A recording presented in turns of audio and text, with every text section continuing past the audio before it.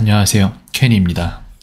1부터 5형식에 대한 정리를 계속 해나가고 있죠. 오늘은 4형식에 대한 이야기를 해볼까 합니다. 물론 3형식은 방금 전에 찍었어요.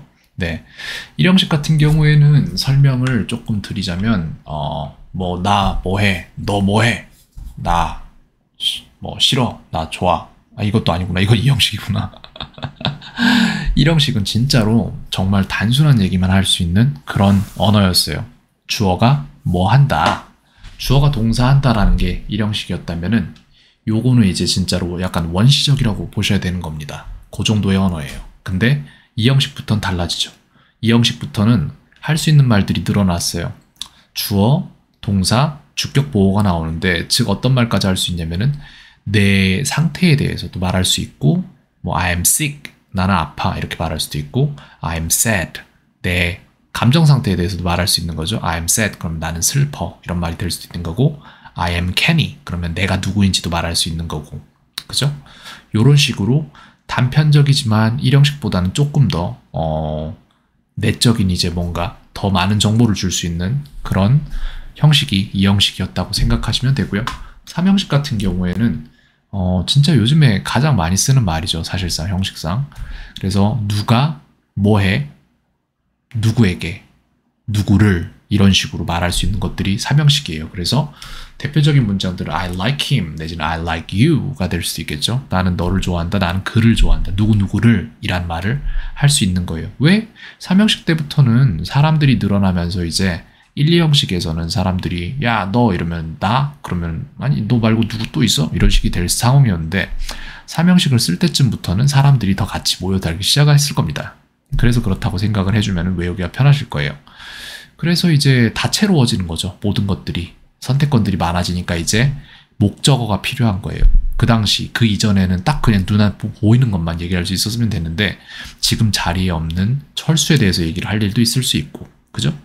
그리고 지금 가지고 있지 않은 포도에 대해서 얘기를 할 수도 있는 거고, 그런 게 바로 3형식입니다. 자, 그럼 4형식은 뭐냐? 라고 하면 여기 이제 두 분을 모셨어요. 네안데르탈인들 모셨는데, 이분 영화 되게 좋아했었는데 지금도 살아계시죠. 네, 성룡 형님 나오셨습니다. 자, 지금 어디서 봐도 그냥 이 사람 되게 남자답게 생겼네 라고 생각할 정도로 그냥 닮아 있어요. 현재 우리와 함께 굉장히 닮아 있는 모습인데, 자, 예를 들어 이 사람이 어떤 말을 하냐. 3형식에서는 누가 누구를 이런 말을 하는 게 3형식이었다면은 4형식에서는 이제 사람들이 굉장히 많아지니까 물물교환 내지는 화폐 같은 것도 등장을 했을 수 있겠어요. 그래서 거래가 발생을 하고 누가 누구에게 주고 받는 서비스의 개념도 생겨나게 된다고 생각을 하시면 돼요. 그게 4형식의 시대인 거예요. 4형식의 시대에서는 이제 이런 얘기들을 하죠. I give, 주다라는 말이 주된 대화 주제였을 거예요. 이 당시에 굉장히 무역도 많이 했을 수도 있고, 저는 잘 모르죠. 다 만들어낸 이야기인데, 그죠? 네, 그래서 I give you, 나 너한테 줄 거야. 이렇게만 말하면 3형식인데, 근데 여기 뒤에다가 뭐를 줄 건지에 대한 이야기를 하면 그건 4형식입니다. 그래서 I give you, 뭘 줄까요? 글쎄요. 뭘 줄지는 생각을 좀 해봐야겠는데, 이 당시에 이제 기술 발전이 얼마 없었기 때문에 아이패드 정도는 줄 수 있지 않았을까라는 생각을 해봅니다. 그래서 I give you iPad 이렇게 됐습니다. 그러면 이제 이 사람도 좋으니까 그에 대한 보답을 해야 될 거 아니에요. 그래서 이 사람도 뭔가 말을 할 수 있겠죠. 그러면은 I sing, 나는 노래할 거야. 너무 좋아서 노래를 하나 봐요. 너무 좋아서 노래를 하는데 그냥 노래를 하면은 대가성이 아니잖아요. 그렇기 때문에 이 사람한테 노래를 해줘야 되는 겁니다. I sing you a song. 이렇게 해서 나는 노래할 거야. 노래 하나를. 이 뭔 소리야? 이렇게 말할 수 있잖아요. 그죠? 그래서 이걸 알아야 돼요. 4형식부터는 조금 이걸 먼저 알고 시작하면 더 좋다고 저는 생각을 약간 해봅니다. 자, 3형식은 누가 누구를 이런 거였는데, 4형식은 뭐냐면 주어, 동사, 목적어 이렇게 됩니다. 목이 적다는 게 아니라 목적, 여기에 포인트를 주셔야 돼요. 알겠죠? 그래서 명사, 동사, 명사의 명사인데, 다음으로 가면 목적어 이렇게 하면 어떻게 구분합니까? 잘 모릅니다. 그래서 여기에서는 간접 목적어, 다음에는 직접 목적어 라고 하면은 아 이거 전에 들어본 건데 전에도 몰랐어 지금도 모를 거야 자 난 그렇게 결정했어 라고 말하고 나가시면 안 돼요. 보세요 쉽게 설명을 드리겠습니다. 그래서 여기서는 주어가 간접 목적어를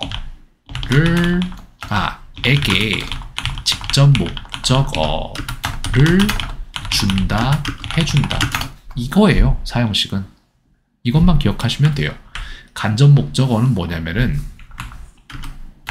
누구누구에게라면서요. 그럼 이건 사람이죠. 직접 목적어는 뭐냐면은 사물이에요. 뭘 준댔으니까. 근데 이거 있잖아요. 여러분들 생각하셔야 돼요. 이거를 처음에 누군가가 영어에 존재하는 것을 한글로 다 이렇게 만들었을 때 처음에 어떠한 무리가 있었을 거잖아요.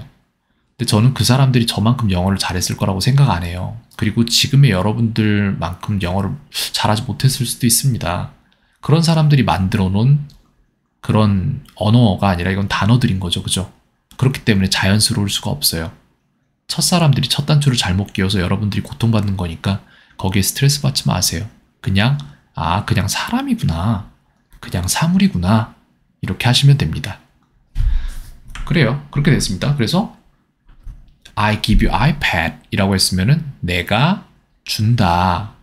너에게 여기 있죠? 내가 준다. 한다. 여기 돼 있네요. 네, 그쵸. 요거를 설명을 좀 더 잘하는 방법이 그래요. 요거를 영어식으로 바꿀게요. 주어가 준다, 해준다. 간접 목적어에게 직접 목적어를 요렇게 하면 이해가 좀 더 빠를 겁니다.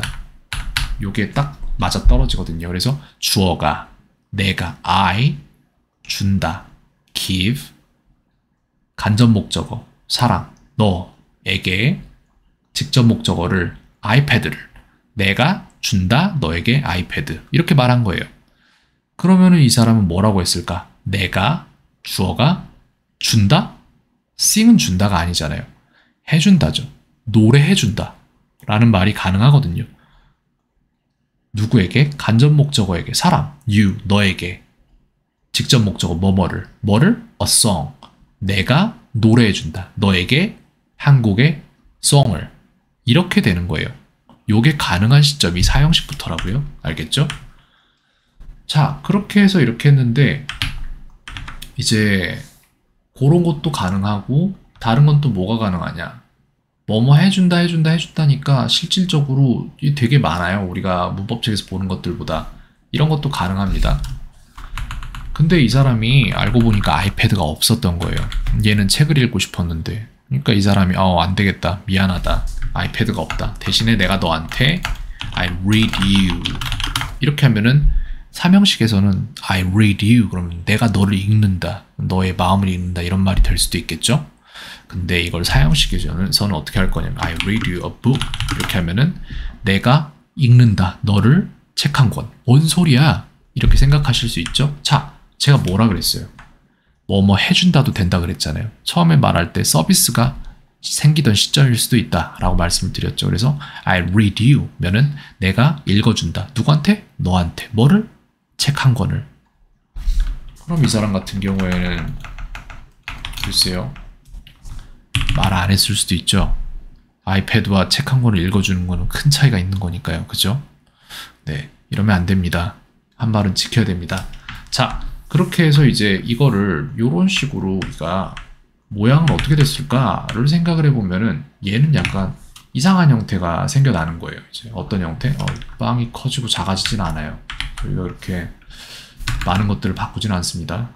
자, 요렇게 되는데 이게 보세요. 윗빵이 주어였고 중간에 고기가 동사였고 아랫방이 목적어였다면은 우리는 지금 목적어가 2개 있는 시점으로 온 거잖아요. 그럼 이 햄버거는 이렇게 생겼다고요. 아랫방이 2개예요. 세상에. 글쎄 맛있었을까? 고기를 2개 넣으면 더 맛있을 것 같은데 영어에서는 절대 고기를 2개 넣지 않습니다. 동사가 2개 나오는 경우는 사역동사나 준사역동사 있긴 한데 거의 없죠. 그렇게 해서 이제 이렇게 해가지고는 이게 주어가 내가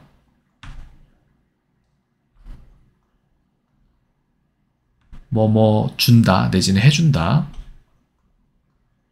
누구에게, 너에게 아이패드를 이런 식으로 되는 게 사형식입니다, 여러분.